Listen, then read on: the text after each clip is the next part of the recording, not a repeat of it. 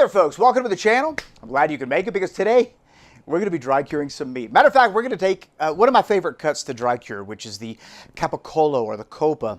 And we're going to be adding some relatively unique spices. I kind of wanted to bring the flavor of today's Copa into a different area. And so I'm not entirely sure what's going to happen in today's video. I can say, if you're new to this craft, making dry cured meats and salami, you've certainly come to the right place. Making dry cured meats can seem a little overwhelming, especially if you've never done it before, but as you'll see in today's video, it's actually very easy. It's a lot easier than most people think. And you can take the exact same techniques that we talk about in today's video and apply it to other whole muscle cures. Salami is a little different, and we have lots of videos on how to make salami, but when it comes to whole muscles, the procedure is generally the same. If you want to use pork belly to make a pancetta, or eye of round to make a bresaola, pork loin, tenderloin, it really doesn't matter. The procedure is the same. Really, the only difference is going to be the spices that you choose to use. And if you have any questions about that or what we talk about today along the way, drop me a comment in the comment section below. All right, if you want to make dry cured meats, you got to have a place to dry the meats. And generally that place is temperature and humidity sensitive.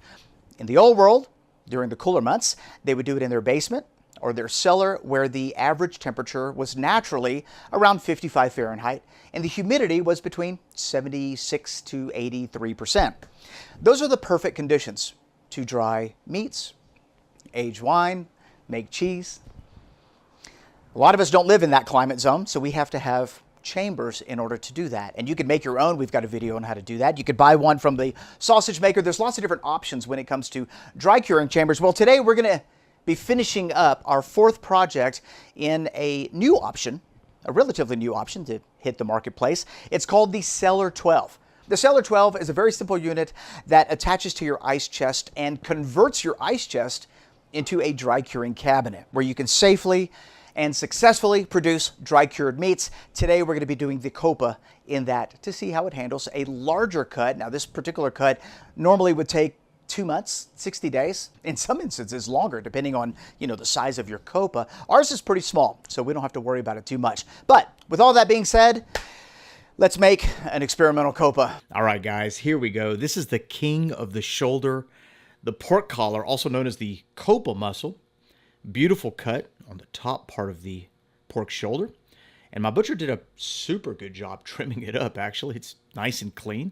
And what we need to do is weigh it.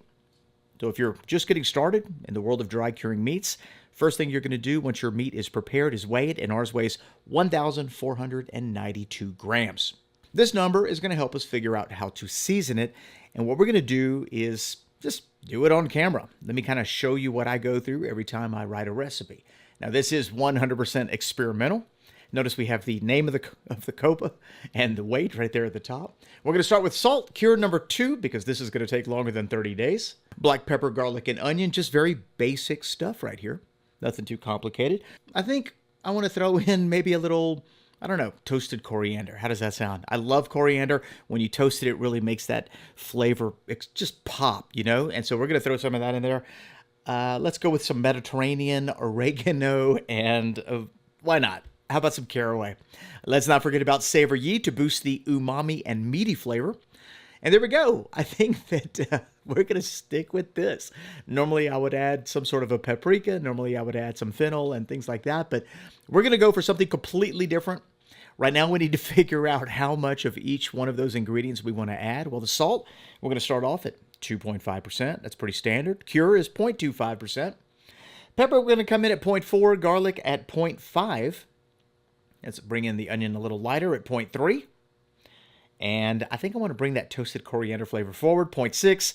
So notice how we're just accenting the onion at 0.3, and we should be able to pop that coriander with that beautiful flavor. Oregano, 0.15. Caraway, let's keep it the same, 0.15, and then savory 0.7. I kind of go between 0.7 and 1 on the savory, and it adds this je ne sais quoi element to literally whatever you're putting it in. It's amazing. All right, here we go. So what we need to do now is the conversion, so I know how much to have of each one of those ingredients, and there we go. That's what that's going to look like. Beautiful.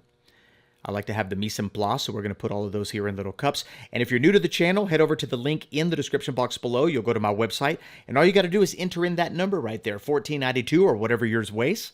The recipe will ask you how much do you want to make, and then just enter the weight of your meat, and all of the information will auto-calculate. But you can see right there, those are all the percentages I'm using. Now, this is experimental, and if it works, we'll keep it the same. And if I feel like we need to make any changes, I will most likely make the changes and post those changes on my website. All right, here we go. This is our spices. And you do not have to put them in individual little cups. I'm only doing that to dramatize the spice section of this video. You can just go ahead and put it all into one cup, which is what we're doing right here. There's our garlic and onion powder. And the caraway is going to be an interesting ingredient. I feel like too much caraway, I'm not a big fan of, but you know, small doses work for me. Let's get the savory in there. This is about the consistency of popcorn salt, if you can see what that might look like. Blends well with the other ingredients. You don't have to worry about how it mixes with anything. And as far as the caraway and the coriander, I am going to grind that up in our mortar and pestle. Coriander has been toasted, and it is incredibly aromatic at this point. Now, you can keep this coarsely ground or finely ground. The choice is yours. At the end of the day, what this is going to be forming is a spice crust on your, in this case, copa, but you know, it could be whatever you put it on. And you can apply this recipe and this technique to literally any whole muscle. Matter of fact, we have a lot of recipes on our website that demonstrate whole muscle curing, and it's a great place to start if you want to dry cure meat. And today's experimental copa should be pretty interesting because we're drying it in our home ice chest. Notice how I am just sprinkling our spice rub on all sides of my meat. And this is called the equilibrium cure. And the equilibrium cure requires you to use 100% of all the spices that are part of the recipe. Now, a different type of curing method is one called the salt box method, and that's where you basically put your meat in a pile of salt, you cover it with another pile of salt, and you let it sit in that salt for a designated amount of time. At the end of that curing method, you will have a lot of salt left over. Well, in this case, we won't. We're using 100%. The benefit of doing this is that you're never really going to over salt or over season because you're using the exact amount that the recipe calls for. We need to determine how long this needs to cure for before we can start drying it. And to do that, we need to find the thickest part of this copa muscle. And it looks like this is it. This is a cylindrical cut. So we're going to take the diameter of our copa muscle, and just using my finger, I'm going to estimate that that's about 3 inches in diameter at the thickest part. So what we're going to do is we're going to head over to a website and enter that information. Now, I have a link to this webpage. This is the salt brine curing calculator, and the only reason we're here is to find out how long this is going to cure in our refrigerator. So right here in this box, we're just going to fill in the information that it asks for. The thickness of our cut, now we're going with the diameter. I'm going to put 3 inches. So we're going to click inches, make sure that's good. And then we want to select the tubular option because that's how we're measuring it. It tells us 5.6 days. And right next to that, it also tells us to add 20% to that time to ensure the cure penetrates all the way to the center of the cut. So when we add 20% to 5.6 days, we get a total of 6.7 days. We're just going to let this cure for 1 week and we'll be good to go. All right, so I'm going to take this muscle and stick it into a vacuum sealed bag. I personally find that vacuum sealing your muscle when you're curing it allows that cure to penetrate more efficiently, but I've also done it in a Ziploc bag, and as long as you massage the muscle, pretty consistently through the curing time, it should be okay. So if you don't happen to have a vacuum sealer, don't sweat it, pop it in a Ziploc bag, try to remove as much air as possible. Remember, this is the equilibrium cure, so any spices that remain, you want to go ahead and add that to the bag. You want to use 100% of that spice blend, and that is perfect. We're going to vacuum seal this, and there we go. This is now ready for the refrigerator. All right, so far so good. Now look, if you're just getting into this craft and you're kind of unsure about one of the steps, drop me your concerns in the comment section below.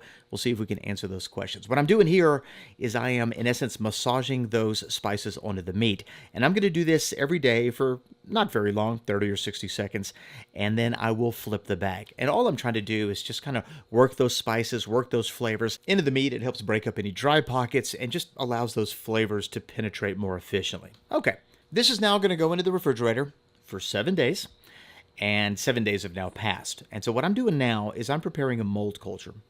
This particular mold is mold 800, but mold 600, which is a different mold culture, works fine as well. And we're just going to store that back into a vacuum bag. This is a reusable bag. I think I've been using that bag for at least 3 years.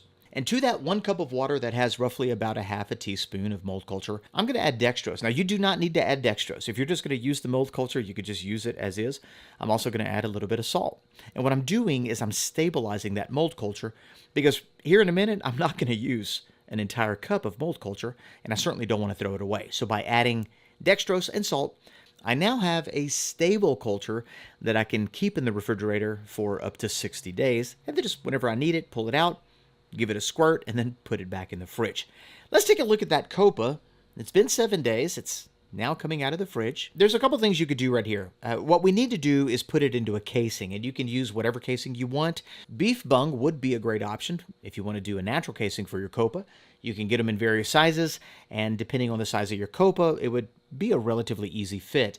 I'm using a synthetic casing. This is actually a collagen sheet, and by far probably some of my favorite casings to use in this craft because they're incredibly versatile. This sheet is just half of a bigger sheet. I just cut it to size, and all we're going to do right here is wrap that muscle with the sheet. And this is one of those questions that I get a lot. Do you really need to wrap, the muscle in a sheet? I would say for the best results, it's highly recommended. Adding a casing, or in this case like a collagen sheet, it's going to slow down the drying process and it's going to develop more flavor. And that's always a good thing when you're dealing with dry cured meats. I am going to fold one end over. Now, I'm not going to do the other one just yet. We'll do it here in a minute because I do want to put a netting on it. Notice the size of my netting. This is about, half the size of the copa muscle. Now, if you go online and you look at companies that sell these nettings, they're generally going to have a rating as to how far they can expand. And I want to say this is a number 8. And it's important to get it relatively tight. But notice when we expand it, you could clearly get at least 3 inches, probably 4 inches, no doubt about it. And so what we're going to do is we're going to use this. It's going to give us a nice tight fit. It's also going to help us retain that cylindrical look that we're going for. And there's a lot of cool gadgets that help you put that netting on that muscle a lot easier. Some people use PVC pipe and just slide the muscle through the PVC pipe. That works as well. So notice we have our netting halfway on. I'm now going to fold down the top section. And there we go. So now we have both sections folded. It didn't bunch up or anything like that, and it stayed absolutely perfect. There's the cylinder that we were looking for. And we're at the tail end of the preparation stage for dry curing this experimental copa. I do want to tie the bottom half off.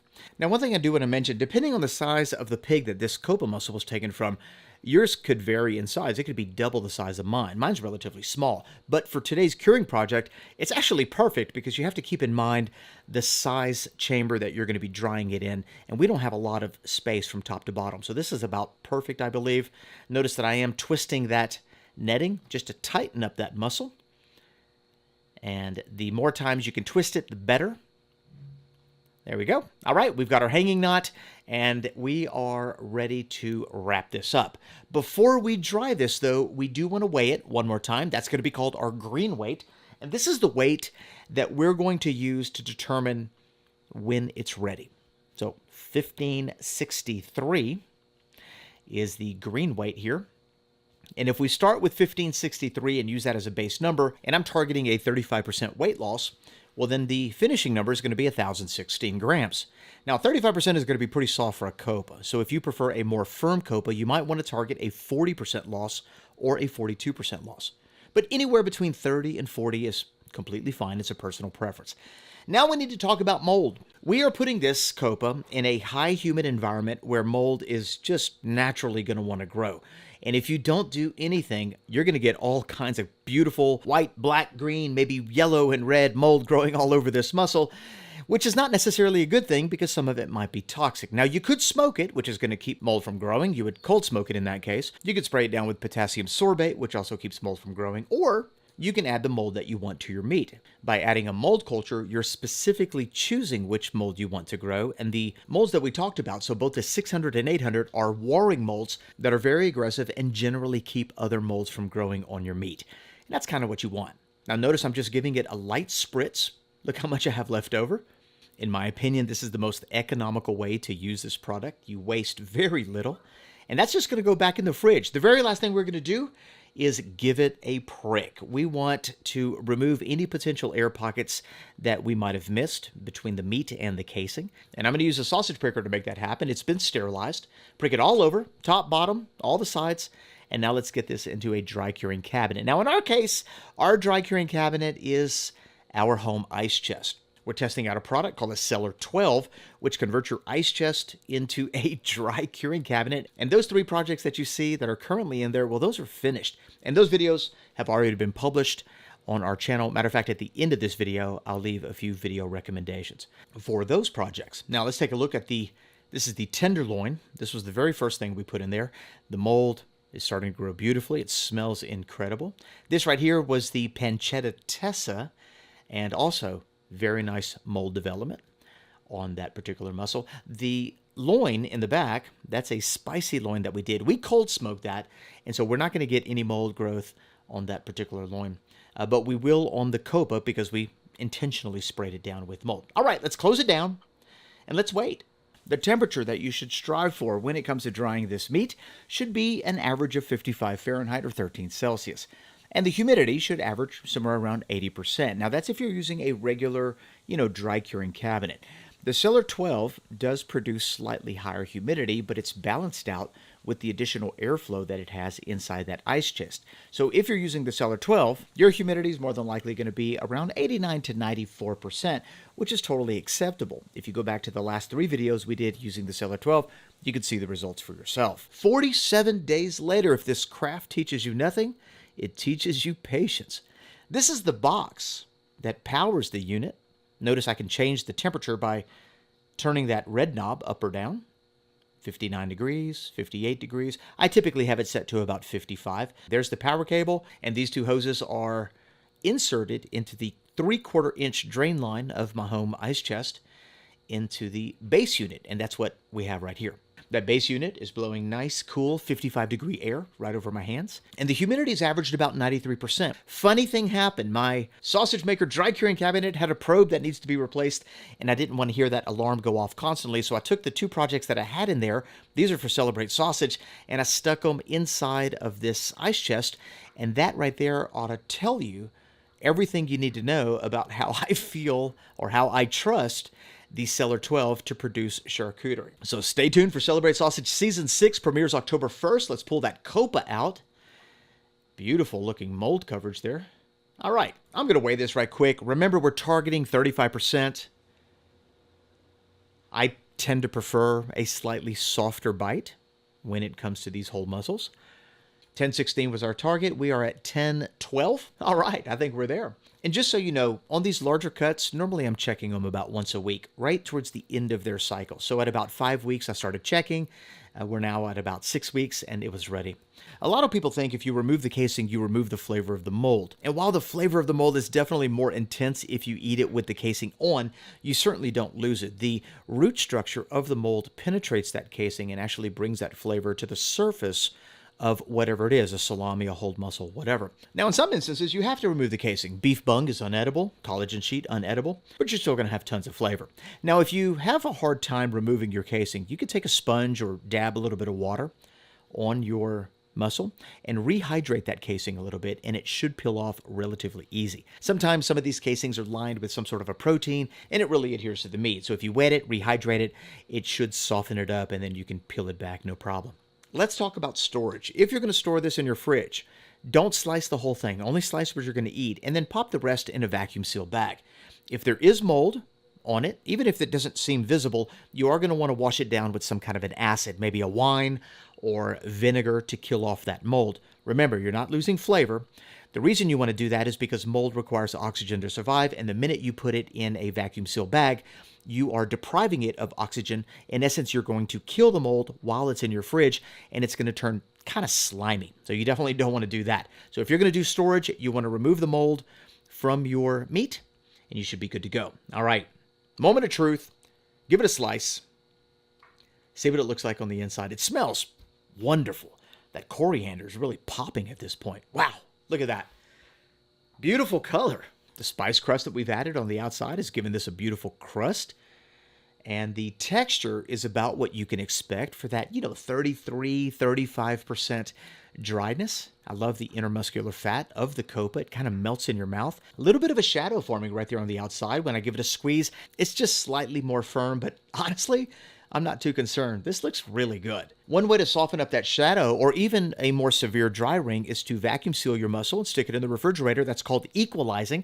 And over the course of 4 or 5 weeks in the refrigerator, the moisture from the mussel is going to equalize through the meat, which should soften it up.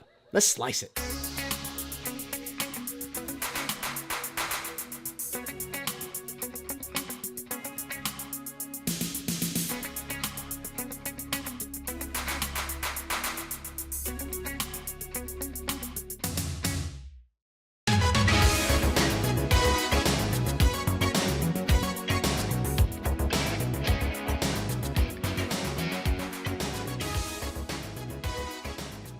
I love dry curing the copa mussel, and this just looks fantastic.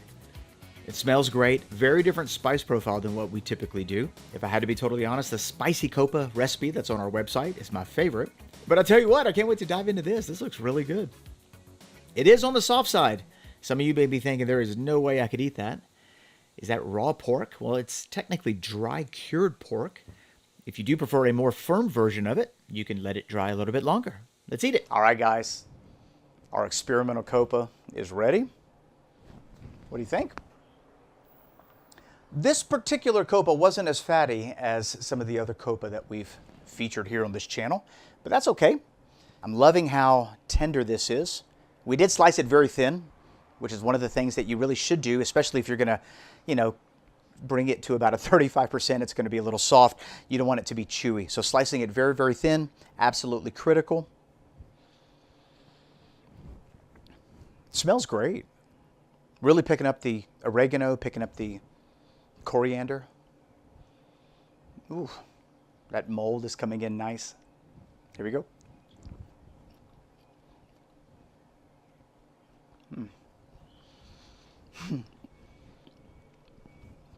Wow, that's so different. The spicy copa, which I've said many times is my absolute favorite recipe for copa. This one's almost the opposite. It's very savory.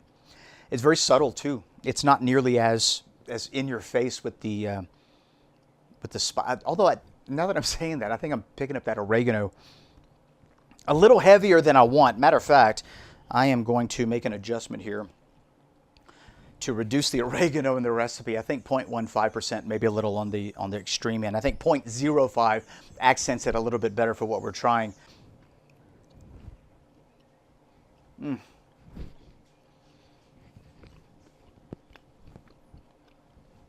Great texture, incredible umami flavor. I'm loving what Savor Ye does to dry cured meats. It's always kind of neat to experiment with that particular product. We put it in burgers and soups and stews, and we put it on chicken and seafood and things like that. And we've been recently using it in salami and in dry cured meats, and it just really elevates that flavor. Let me grab another piece. Okay. You remember the shadowing from the larger piece? I'm not really picking up so much. I mean, very slightly, but when we give it a little pull, it's not like one side is, exponentially drier or tougher than the rest. It's all pretty tender, actually.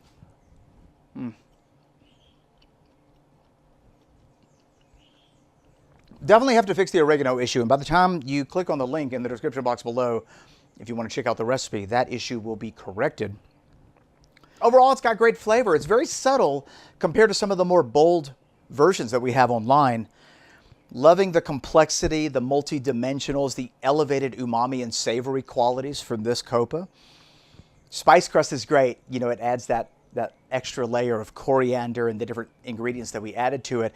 And if you want to lose the spice crust, before you put it into a casing or wrap it in a collagen sheet, you can just give it a wash. Yeah, just wash it, rinse it off real good, and then you won't have a spice crust on it. Easy enough. I consider this a success. We are 4 for 4, 100% amazing results with the Cellar 12. I'm kind of blown away. Our next video on the Cellar 12 will be the review video. The Cellar 12 has more functions than just turning your ice chest into a dry curing cabinet, which is how we've been mainly using it. You can also turn it into almost a freezer, right? by turning the temp down. You can turn it into a refrigerator. You can turn it into a hot box, a warming station. You can even turn it into a low temperature oven. The temperature gets all the way up to 140 something. I need to test those parameters to see how each one of those works. But be sure to stick around if you want to see the results on the Cellar 12. If you want to check it out now, I'll put a link in the description box below. I think there'll also be a discount code if you want to save a couple bucks off your purchase. You'll find a recipe link in the description box below. If you enjoyed today's video, give it a thumbs up. And if you really enjoyed today's video, hit that subscribe button and that notification bell. We have got more dry cured projects, both salami and whole mussels. And I'm going to just tell you right now, there is something absolutely huge on the horizon for this channel. Be sure to stay tuned to find out what it is. Thanks a lot for being here. We'll see you in the next one. Bye-bye.